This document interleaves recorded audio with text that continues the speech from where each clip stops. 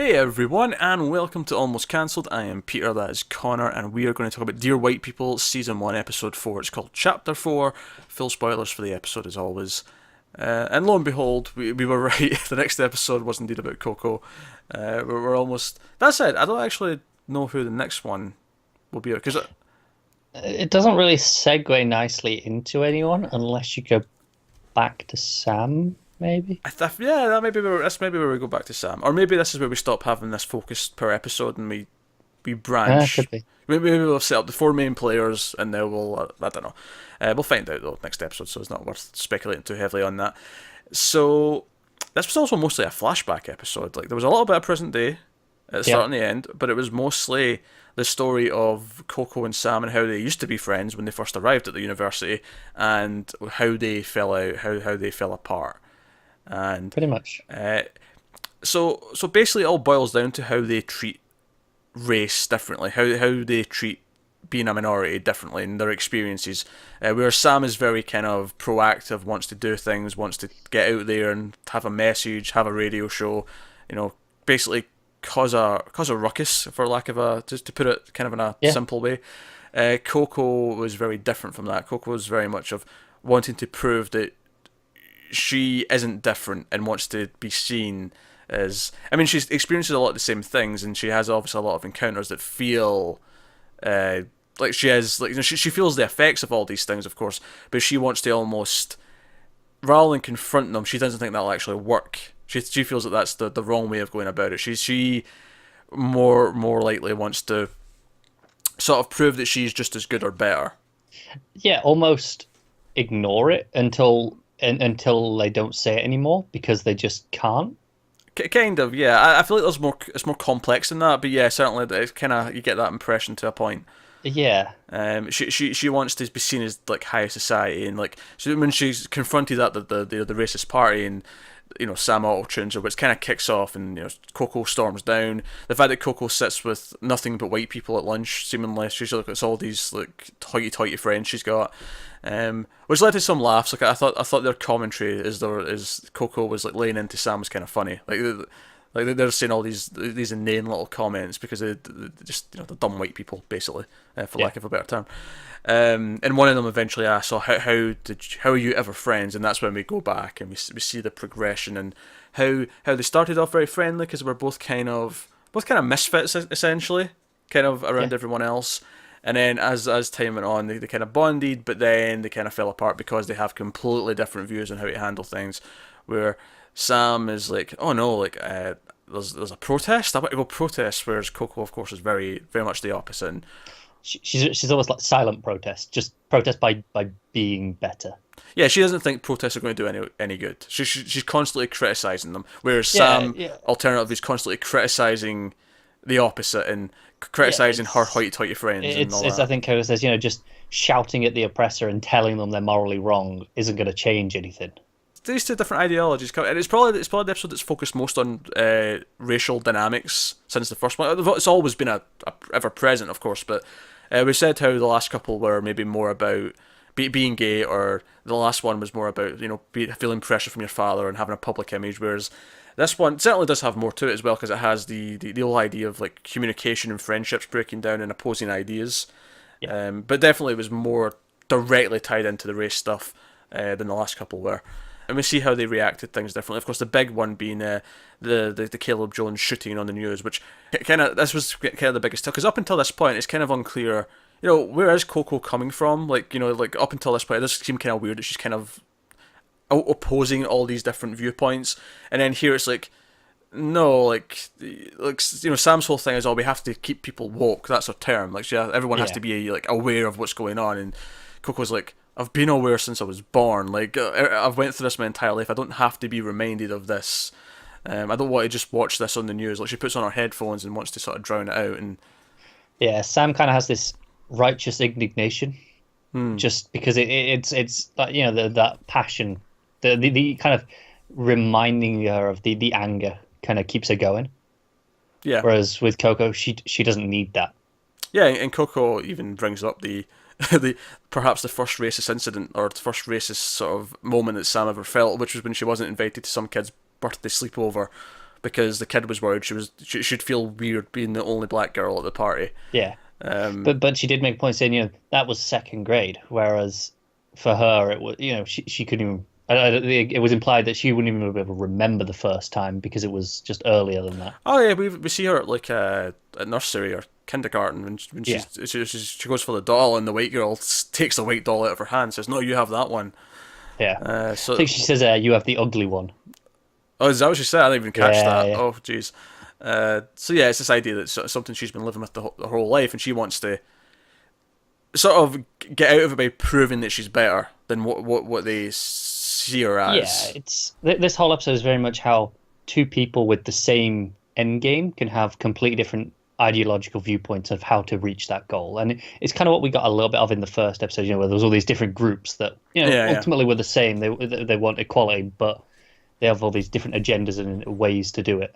But at the same time, like she has this arc over the episode where there's these sorority sisters who she's kind of kissing up to, and she's trying to do her best for them, and she's trying to work hard, and ultimately she ends up having that moment where she hears them through the door, kind of being bitchy about her, and she storms in and just tells them the truth. So she gains her own strength. It's because up until that point she doesn't really have her own self-worth. She's trying to prove that she's better without actually feeling it.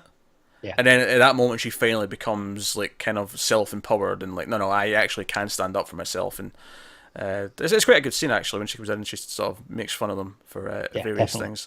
things. But you have all these various talking points between her and Sam, and one of them, of course, is that Sam's critical of her going through all this pain to have this hairstyle of getting the weave, because she's in pain, and they end up getting high to get her over the pain, and that's ultimately the peace offering. Back when we get to present day, she comes and gives her a joint to say, hey, remember this? We used to be friends, and blah blah blah. But it's kind of her reaching out again, because maybe Sam actually does kind of feel bad about the auto tuning and putting her on over the radio. I think she does. I think that's something we got in the first episode with Sam, is that she does feel bad about what she's doing, hurting specific people, but she's kind of like, it's worth it for the end goal. It's what she even says to Coco when she's confronted. I will hurt individuals who maybe don't necessarily deserve to be hurt, but if it's, as she puts it, if it's going to, keeps everyone woke, then she'll do it. Exactly. But I think she does feel bad about it still. It's almost like it's a crusade almost, where it's it doesn't matter if someone gets hurt in the process, it's worth the casualties. Well, I'd say that's the difference between her and Coco. And Coco isn't. She's like, it's not worth it. We can just do it on an individual level by just being better, rather than shoving it in their faces and saying that they should be treated better. I think it'll be interesting if the show balances which one works, or if both work to they both have their own drawbacks, they both have their own. I'm assuming that's what it'll do, and it feels likely to me that they're not going to present this is the definitive way, because if there was a definitive way, we wouldn't be having this discussion.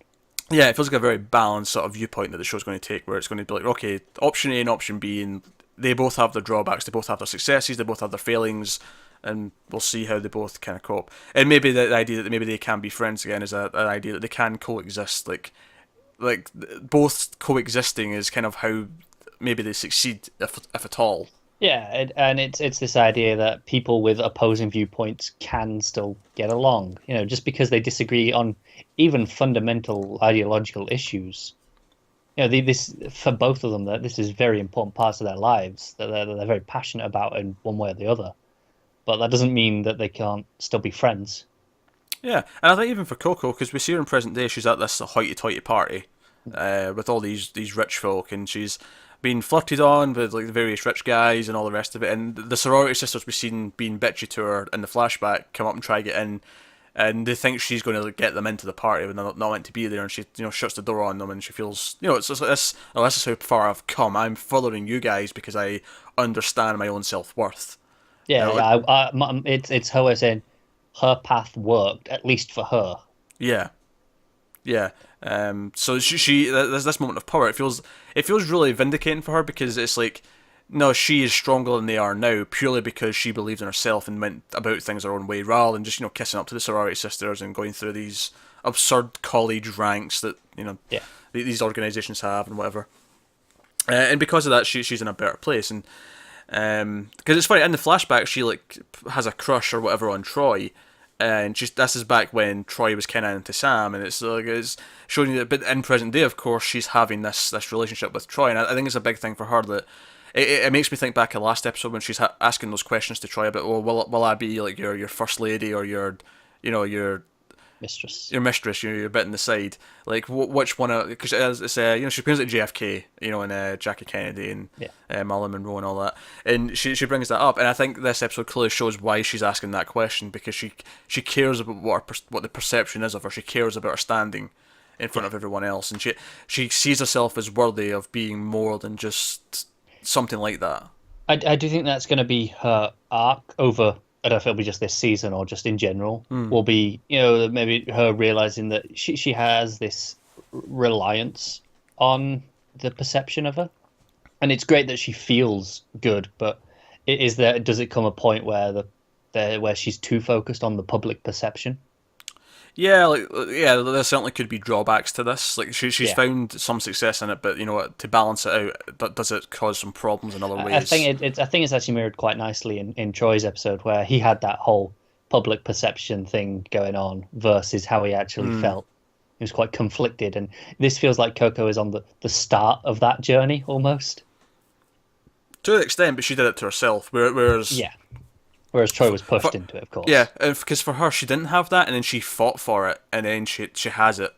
Yeah. And it would be interesting to see if that does turn around on her, and she goes, oh, wait a minute, maybe this is actually more pressure doing all this to be something for other people. But certainly she's found strength in achieving this image, not just obviously physically, but like because obviously I'm thinking that because she did the hair and all the rest of it, but just in the sense that everyone has this opinion of her. She broadcasts this type of personality, this type of person. And honestly though, that even reminds me of episode 1 with Sam, like the whole thing where she was listening to other music, then she switched it to rap so that people this image of her, of this advocate is presented to everyone. Like it's been a running theme throughout the show. The idea of having a public persona. Even Lionel, keeping his sexuality secret. Yeah, it's been a constant thing. Yeah. Yeah. So it's at least on a thematic level, it's done a really good job of having this through line, even if it is bouncing around characters. Yeah, and it bounces around characters and issues, but it still has the thematic core that's there. Ultimately the show, beyond race, is actually just about how other people see you and treat you because of how they see you. Yeah. Versus who you actually are. Yeah, and all of it kind of flowers out from there. Race being the first thing, and then we go out to other avenues. But that's ultimately what the show's kind of about. So very well done in that sense. Very good. Definitely. Do you know what I liked how it tricked you at the start, because it almost made it feel like it was going to be about this random white jock. Yeah. And I'm like, who's this guy? I don't remember him. This is a weird guy to focus on. But then it switched to Coco. So I was very, very good. Nice job, show. So it was amusing. But I thought it was another solid episode. Yeah, it definitely was. It's this show's been very consistent. Like, I'm not sure what episode I'd say was my favorite or the worst, because they all feel very equal. I think the first one's still my favorite, but I do think they're all equal. Yeah. I don't know if the first one's my favorite because maybe Sam is just inherently a little bit more fun of a character, because she is such a sort of loudmouth go-getter. That's fair. She's constantly confronting, and because of that, she feels like such a driving force. Whereas it's almost like everyone else is almost reacting to her to an extent, because she's... Well, that's it, because everything still is kind of playing off, the events that she did with the party. And even in this episode, where all the stuff before that with the flashbacks, it's playing off her relationship with Sam for a lot of it. Yeah. I like how the hair becomes a thing, because even later on when she, because Sam has this very different hair to begin with as well, and then she starts doing her hair more like we see it in present day, and Coco makes a comment about her hair. She says something about, it's like a rat trap or something on your head, or a dead rat, or she cracks a quip about that. And it's almost funny how the hair represents their different viewpoints. Like they've both went in different directions. Yeah. Again, there's a lot of stuff with Coco. Again, it sets up, like, they go to that thing where all the seniors come and pick girls, and she's left not picked, and that's when she hasn't asserted herself yet and had the confidence. And then at the end, she's got all these rich guys fawning over her, and again with the shutting of the door. So it's another element that shows you that journey. Yeah, it's probably the least subtle yet in a way. Yeah. in terms of the symbolism, the mirroring of those two scenes, stuff like that. It feels a lot more obvious than some of the other ones, that the parallels that have been drawn before, but still good. Yeah. Yeah. So there you go. That's episode 4. Our dear white people. I feel like we're probably are going to start moving forward in the timeline now. I would assume so. I think. I mean, I'm not going to complain if they somehow find another 6 characters to bounce around that all come after I this would party. feel like I said, we can only really think of one. That would be Sam's boyfriend. Which, by the actually, that brings me to another point I really liked. I liked when they were, you know how they had the girls over and they were asking these dumb questions about, like she says, oh, like if I said I didn't like black what's your guys, type? Yeah. yeah, if I didn't like black guys, that'd be seen as racist.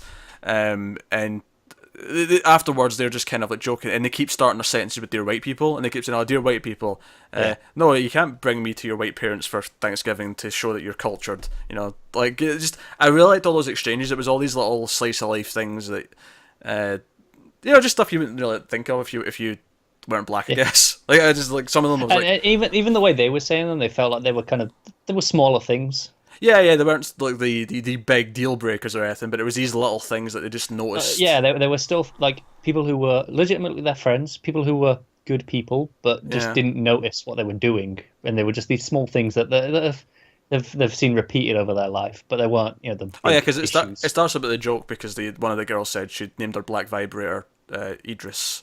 Yeah. After Idris Elba, of course.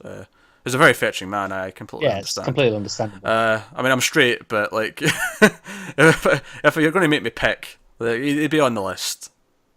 That's fair. Under Bruce Campbell, of course, who's the number one man crush. Right? There's really clear. Of course it is. Of course. Have you seen that chin? I mean, that's fair. So yeah, so no, I liked all that stuff. That was good. But there you go. Ultimately, with this show, obviously, it's got a lot of social commentary because by its very nature, like that's what it is. But I think it's doing it by having really strong characters that have got complex thoughts and feelings and interests, and that's making it a very good watch. So, we will try very much to start doing these twice a week. We will make an effort to do episode 5 before the end of the week. That'll be a conscious effort on our parts. To speed these up a little bit. But there you go, that is episode 4. So let us know what you thought of this one in the comments below. Like, subscribe, all that stuff. Get us on Twitter at mailed_fuzz for channel updates. Head over to patreon.com/mailedfuzztv if you want to check out some of the stuff that's on offer there and support the channel and that. But otherwise, guys, that is us. So thank you very much once again for watching. Keep watching TV. We'll see you next time. I'm not going to say my catchphrase because it sounds weird on this show. Goodbye, folks.